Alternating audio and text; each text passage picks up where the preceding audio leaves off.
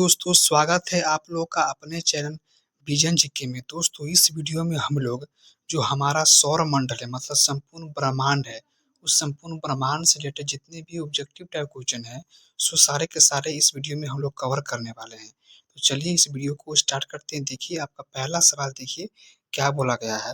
आपका पहला सवाल देखिए इसमें क्या बोला गया है कि पृथ्वी को घेरने वाला आकाश है। तो पृथ्वी को जो घेरने वाला आकाश है ना वो क्या है, मतलब कौन सा है? तो ब्रह्मांड आपका है, ठीक है। इसके बाद सवाल है कि ब्रह्मांड का जो अध्ययन होता है वो क्या कहलाता है?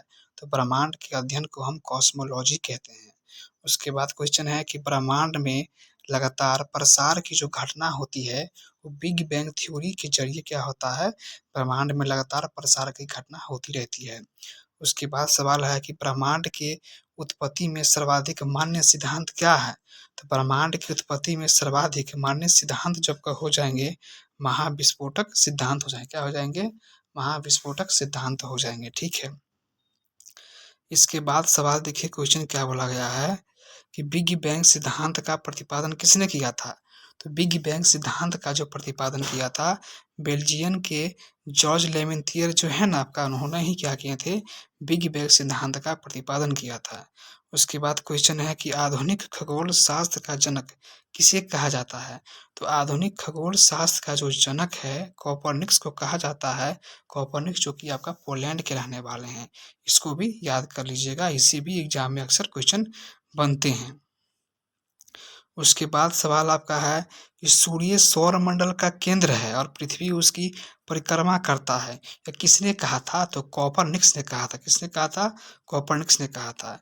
पृथ्वी ब्रह्मांड का केंद्र है और सूर्य इसकी परिक्रमा करता है। ये बात जो कहा था टॉलमी ने कहा था। किसने कहा था? टॉलमी ने कहा था। ग्रहों के गति के नियम का जो प्रतिपादन किसने किया था? तो जोहेनिस केपलर जो है ना आपका, उन्होंने ही ग्रहों की गति के नियम का प्रतिपादन किया था। और आपका जो ये केपलर साहब जो है ये जर्मनी के रहने वाले, कहाँ के रहने वाले हैं? जर्मनी के रहने वाले हैं, ठीक है। इसको याद कर लीजिएगा। और आप लोग चैनल पर नए हैं तो चैनल को सब्सक्राइब कर लीजिएगा। अपने दोस्तों में भी इस वीडियो को शेयर कीजिएगा, लाइक कीजिएगा, कमेंट कीजिएगा।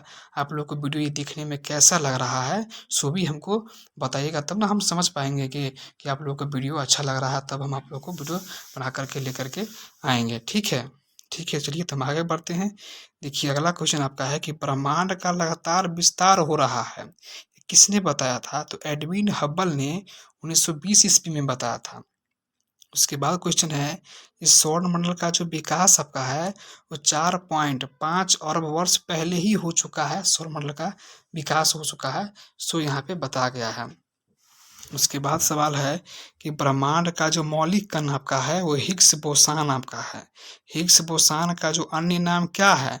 तो गॉड पार्टिकल जो है ना आपका, वो हिग्स बोसान का अन्य नाम आपका है गॉड पार्टिकल, ठीक है।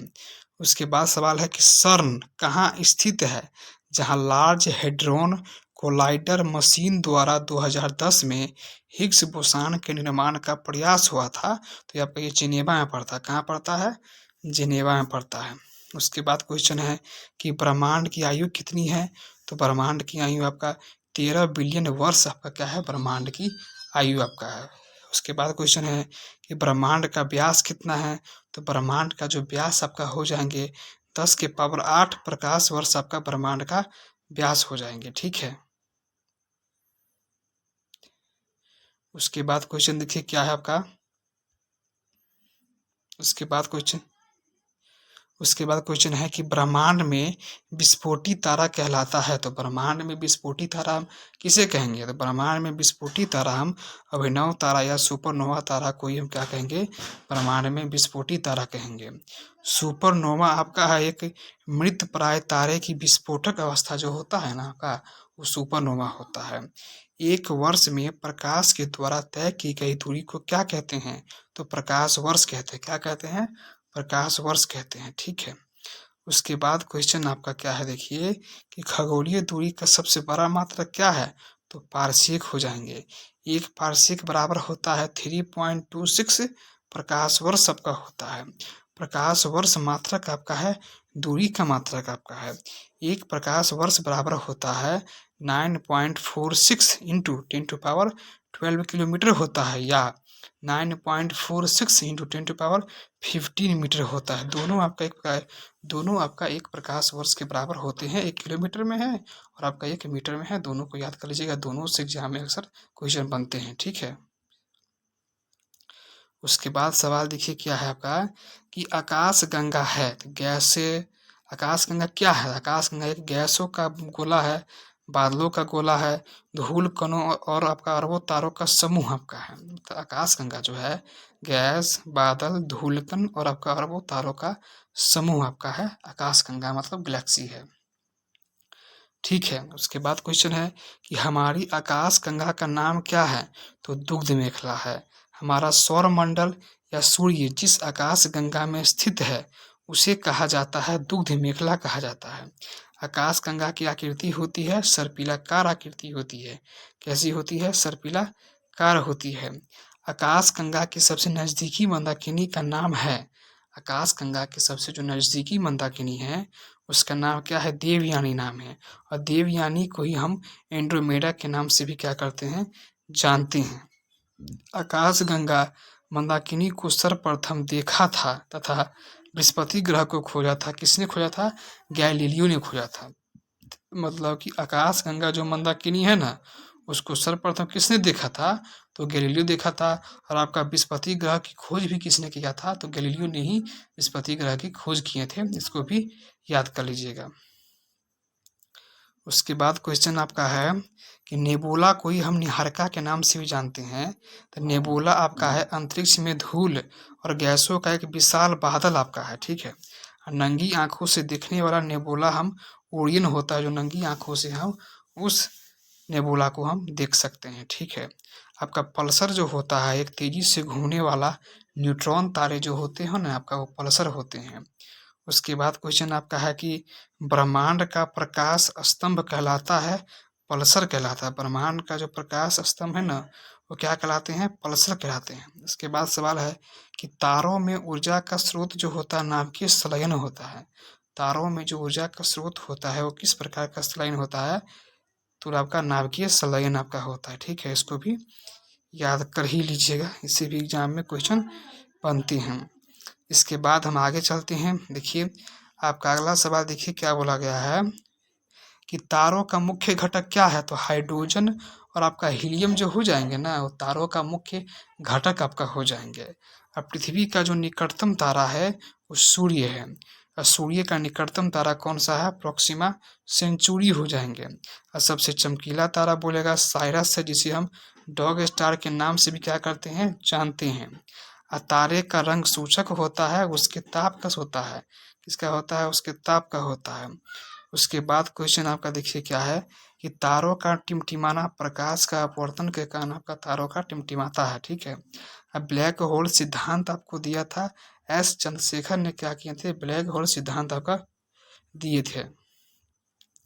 उसके बाद सवाल आपका है कि एस चंद्रशेखर को नोबेल पुरस्कार कब मिला था? तो 1983 ईस्वी में एस चंद्रशेखर को नोबेल पुरस्कार आपका मिला हुआ था। उसके बाद क्वेश्चन आपका है कि वह सीमा जिसके बाहर तारे आंतरिक मृत्यु से ग्रसित होते हैं वो क्या कहलाते हैं? तो चंद्रशेखर सीमा कहलाते हैं। क्या कहलाते हैं? चंद्रशेखर सीमा कहलाते हैं। उसके बाद क्वेश्चन आपका है कि चंद्रशेखर सीमा जो होता है ना, चंद्रशेखर सीमा जो होता है कितना होता है? तो चंद्रशेखर सीमा आपका 1.44 सूर्य के द्रव्यमान के उतना होता है। मतलब कि चंद्रशेखर सीमा जो होता है 1.44 गुना होता है सूर्य के द्रव्यमान का, चंद्रशेखर सीमा होता है। उसके बाद सवाल है कि तारों की सुंदर आकृति आपका है तारामंडल है। तारामंडल की कुल संख्या कितनी है? तो 89 हो जाएगा। सबसे बड़ा तारामंडल बोलेगा तो सेंटोरस है, जिसमें आपका 94 को तारा पाया जाता है।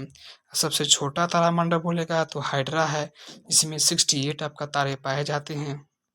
ठीक है, उसके बाद क्वेश्चन आपका है कि ध्रुव तारा भाग है, लघु सप्तऋषि का भाग आपका है, दिशा निर्धारण में सहायक होता है, ध्रुव तारा सहायक होता है। ध्रुव तारा सूचित करता है उत्तर दिशा को, क्या करता है, वो इंगित करता है ध्रुव तारा, ठीक है। उसके बाद धूमकेतु जो होता है ना, पूछेगा आपसे कि धूमकेतु किसे कहते हैं, तो धूल, बर्फ और गैस से जो निर्मित पिंड होते हैं, उसी सब को मिला करके हम धूमकेतु कहते हैं, ठीक है। उसके बाद क्वेश्चन देखिए क्या है कि 76 वर्षों में दिखाई देने वाला धूमकेतु, धूमकेतु जिसे हम पुच्छल तारा कहते हैं, वो कौन सा है, तो हैली आपका है। सबसे पहली बार लास्ट बार जो दिखाई हमको दिया था 1986 में दिखाई दिया था, और उसके बाद हमको 2062 में हमको क्या ये मतलब 2062 में हमको ये पुच्छल तारा हमको हेली हमको दिखाई देगा। इससे पहले 1986 में दिखाई दिया था, ठीक है। अब उसके बाद क्वेश्चन देखिए क्या है कि आकार के अनुसार ग्रहों का क्रम क्या है, घटते क्रम में। घटते मतलब सबसे पहले बड़ा था, फिर वही से छोटका, फिर वही से छोटका, इस प्रकार को हम घटते क्रम कहते हैं। तो आकार के अनुसार सबसे बड़ा ग्रह हो जाएगा बृहस्पति हो जाएगा, उसके बाद शनि हो जाएगा, अरुण हो जाएगा, वरुण हो जाएगा, पृथ्वी हो जाएगा, शुक्र हो जाएगा, मंगल और बुध हो जाएगा। ये क्या है, घटते क्रम में है। उसके बाद क्वेश्चन है, देखिए क्या बोला गया है कि सूर्य से दूरी के अनुसार ग्रहों का क्रम क्या है, मतलब कि सूर्य के अनुसार सूर्य से दूरी के अनुसार ग्रहों का क्रम क्या है, बढ़ते क्रम में, मतलब सबसे पहले छोटका होगा, फिर उससे हल्का बड़का होगा, फिर उससे हल्का बड़का होगा, इस प्रकार से क्या करना है इसमें बताया गया है। सबसे पहले छोटा कौन होगा, तो बुध हो जाएगा, तब शुक्र हो जाएगा आपका, तब पृथ्वी हो जाएगा, तब मंगल हो जाएगा, बृहस्पति हो जाएगा, शनि हो जाएगा, अरुण और आपका वरुण हो जाएगा, ठीक है। ये सब हो जाएगा सूर्य से दूरी के अनुसार ग्रह हो जाएंगे। और आपका उसके बाद क्वेश्चन बनता है कि सूर्य का केंद्रीय भाग क्या है, तो सूर्य का केंद्रीय भाग कोर है, जिसे हम केंद्र कहते हैं। और सूर्य के केंद्र का तापमान कितना होता है, तो 15 मिलियन डिग्री सेल्सियस जो होते हैं ना, सूर्य के केंद्र का तापमान होता है। और सूर्य की सतह का तापमान कितना होता है, 6000 डिग्री सेल्सियस होते हैं। और सूर्य की बाह्यतम परत जो होता है उसे हम कीट कहते हैं, और कीट को ही हम कोरोना के नाम से भी जानते हैं। उसके बाद सवाल है कि कोरोना आपका उत्सर्जित करता है, एक्स किरणें उत्सर्जित करता है कोरोना, ठीक है। मतलब कोरोना कौन सी किरणों को उत्सर्जित करता है, तो एक्स किरणों को करता है। उसके बाद सवाल आपका है कि सूर्य का दीप्तिमान सतह कहलाता है, प्रकाश मंडल कहलाता है। प्रकाश मंडल को हम इंग्लिश में हम फोटोस्फीयर कहेंगे, क्या कहेंगे, फोटोस्फीयर कहेंगे। अब प्रकाश मंडल का जो ऊपरी भाग जो प्रकाशमान नहीं होता है उसे वर्ण मंडल कहते हैं। वर्ण मंडल को हम इंग्लिश में हम क्रोमोस्फीयर कहते हैं, क्या कहते हैं, क्रोमोस्फीयर कहते हैं आपका है। उसके बाद सवाल देखो क्या है कि सूर्य का प्रमुख संगठक है, तो हाइड्रोजन है, जिसमें सूर्य में हाइड्रोजन जो होते हैं 71% पाया जाता है, हीलियम आपका 26.5% पाया जाता है। उसके बाद जो अन्य तत्व जो होते हैं 2.5% पाए जाते हैं सूर्य में। और सूर्य की ऊर्जा का स्रोत आपका नाभिकीय संलयन आपका है। और सूर्य का जो आकार आपका है पृथ्वी से 109 गुना बड़ा है सूर्य का आकार, मतलब पृथ्वी से भी 109 गुना बड़ा आपका सूर्य है, हमारा सन है, मतलब सूरज है, ठीक है। देखिए जितने भी हम ब्रह्मांड से रिलेटेड हम क्वेश्चन करवा रहे हैं ना इस वीडियो में, ये आपको एग्जाम में बहुत ही ज़्यादा लाभदायक साबित होगा, इसीलिए इसको याद ही कर लीजिएगा, सो बेटर रहेगा। बहुत ही इंपॉर्टेंट ये क्वेश्चन सब है, और हमारे चैनल को भी सब्सक्राइब कर लीजिएगा, ठीक है। देखिए उसके बाद देखिए क्या क्वेश्चन है कि सूर्य एवं पृथ्वी के बीच की जो औसत दूरी होती है वो कितनी है, तो सूर्य एवं पृथ्वी के बीच की जो औसत दूरी है 1.49 इंटू 1.49 पॉइंट 1 पॉइंट कति बोला गया, सूर्य और पृथ्वी के बीच की जो औसत दूरी है वो 149.598 इंटू 10⁻6 या 149.6 मिलियन किलोमीटर आपका क्या है, सूर्य और पृथ्वी के बीच की औसत दूरी आपका क्या है, औसत दूरी आपका है, ठीक है। उसके बाद क्वेश्चन है कि सूर्य ग्रहण कब लगता है, जब सूर्य और पृथ्वी के बीच में चंद्रमा आ जाता है। जब सूर्य और पृथ्वी के बीच में चंद्रमा आ जाएगा तब हमको सूर्य ग्रहण हमको लग जाता है। उसके बाद सवाल है सूर्य ग्रहण के बाद आप चंद्र ग्रहण आएगा, तो पूछेगा आपसे कि चंद्र ग्रहण कब लगता है? तो चंद्र ग्रहण जो होता है, ये सूर्य और चंद्रमा के बीच में पृथ्वी आ जाएगा, तब आपका चंद्र ग्रहण लग जाएगा, ठीक है? तो याद कर लीजिएगा। चंद्रमा को हम जीवाश्म ग्रह के नाम से भी जानते हैं कि मतलब पृथ्वी की एक परिक्रमा करता है। मतलब चंद्रमा जो है पृथ्वी की एक परिक्रमा कितने दिन में करता है? तो 27 दिन और आपका 8 घंटे में क्या करता है चंद्रमा? पृथ्वी की एक परिक्रमा करता है। उसके बाद सवाल क्या है देखिए कि अंतरिक्ष यात्री को आकाश दिखता है तो कैसा दिखता है? काला दिखता है। आकाश नीला दिखता है, प्रकीर्णन के कारण क्या होता है? आकाश आपका नीला देखते हैं। तो ये आपका ब्रह्मांड से रिलेटेड कुछ क्वेश्चन हो गया, इंपॉर्टेंट क्वेश्चन जो आपको किसी न किसी एग्जाम में पूछे गए हुए हैं।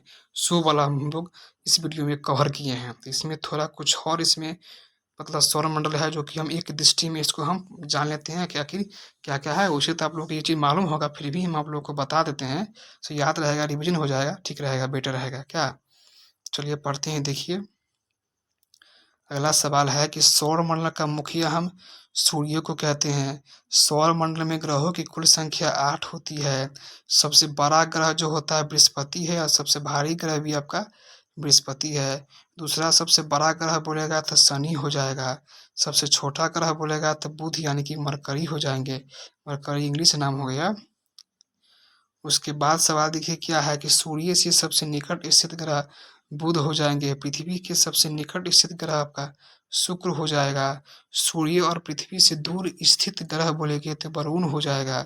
और पृथ्वी के पड़ोसी ग्रह कौन सा आपका है? तो शुक्र एवं मंगल जो हो जाएगा पृथ्वी के पड़ोसी ग्रह आपका हो जाएंगे। और सर्वाधिक चमकीला एवं गर्म ग्रह बोलेगा तो शुक्र हो जाएगा। और सर्वाधिक ठंडा ग्रह बोलेगा तो वरुण हो जाएगा। वरुण को हम लोग नेपच्यून के नाम से भी क्या करते हैं? पुकारते हैं, ठीक है, मतलब उसका इंग्लिश नाम हुआ।